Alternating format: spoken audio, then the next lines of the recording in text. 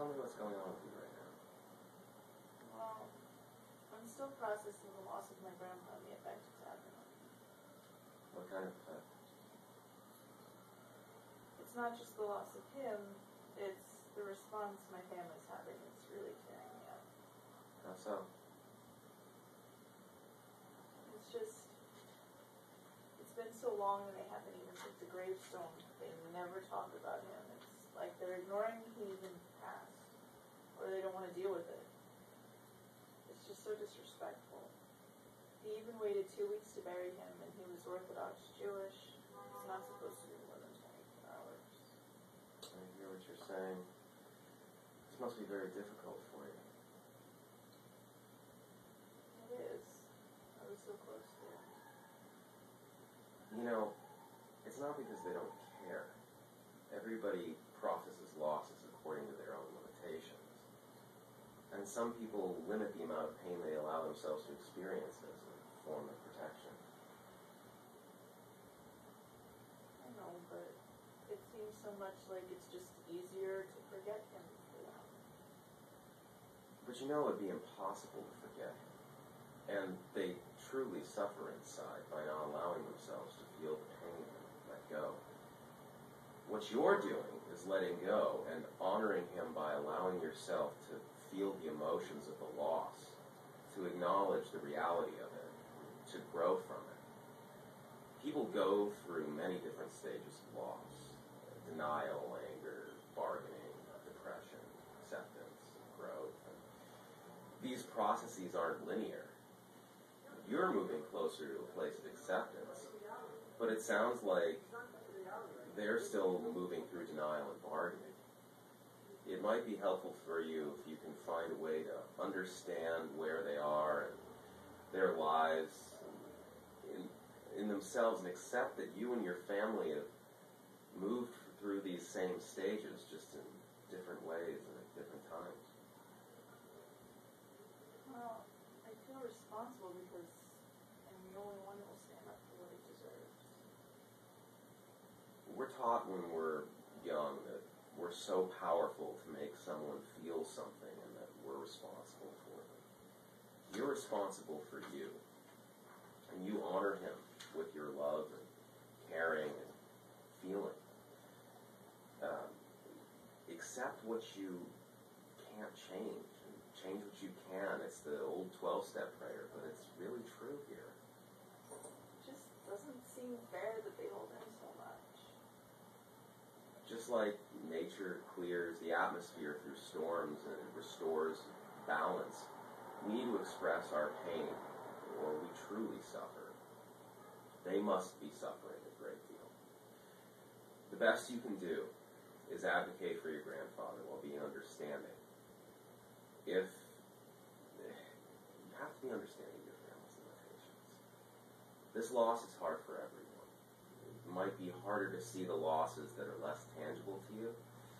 You've lost a grandfather, but they've lost a husband, a father, a lifelong figure, and that they may not understand how to live without. The irony is, they thought I was so cool to tell them to pull the plug when he was brain dead.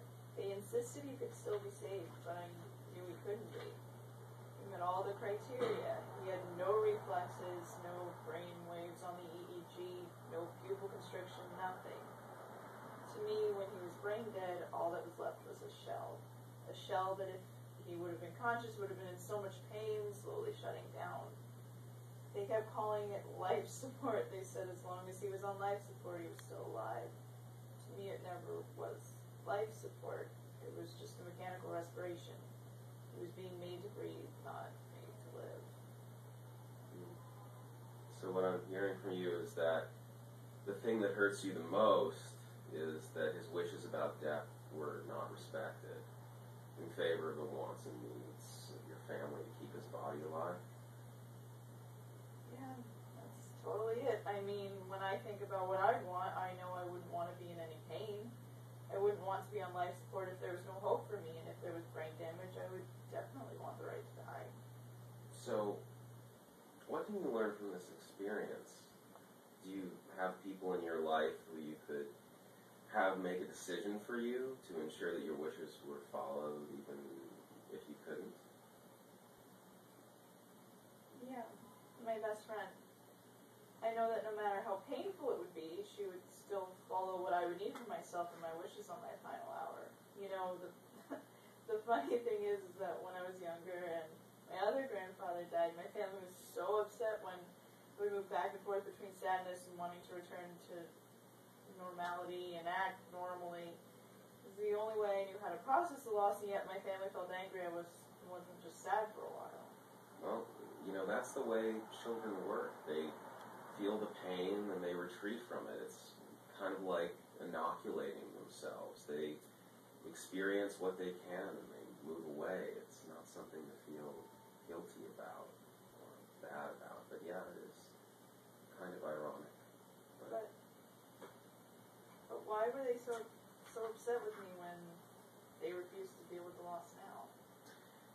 It's hard to know. I'm not seeing them in therapy, but these lost loved ones were different figures in their lives, experiencing loss at different times. The losses were surely strongly affected them both, both in ways that they just processed them differently. They were never fully accepting of my feelings. They dealt with things the way they needed to, but never accepted the way I needed to.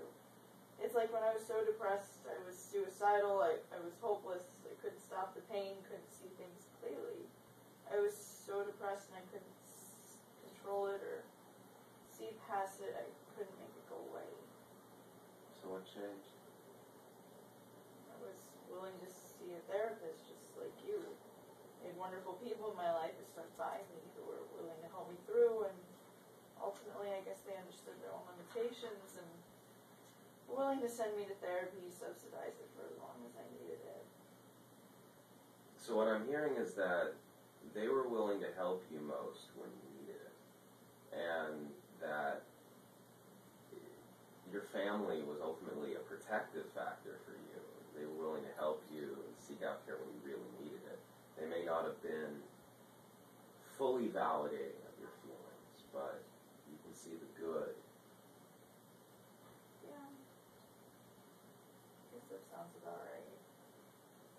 So maybe the lesson in this is that while you didn't completely see eye to eye on how to process what you were going through, that they gave you what you needed most.